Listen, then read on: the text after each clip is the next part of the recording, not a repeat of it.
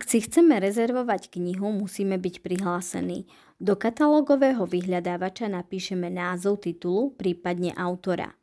Z možností, ktoré nám ponúkol katalóg, vyberieme titul, o ktorý máme záujem. Klikneme naň. Pri konkrétnej knihe zídeme nižšie na jednotlivé knižné jednotky. Ak kniha svieti na červeno, znamená to, že je vypožičaná a vieme si ju zarezervovať. Knihu si zarezervujeme stlačením ponuky rezervovať. Otvorí sa nám nové okno, v ktorom potvrdíme odoslať požiadavku.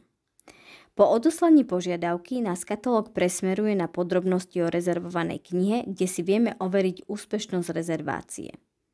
Pri rezervovanej knihe sa nám zobrazí pojem požadovaná. Ak si chceme danú rezerváciu z rôznych príčin zrušiť, klikneme na vaše rezervácie a objednávky. Následne sa nám zobrazí zarezervovaný dokument s možnosťou zmazania.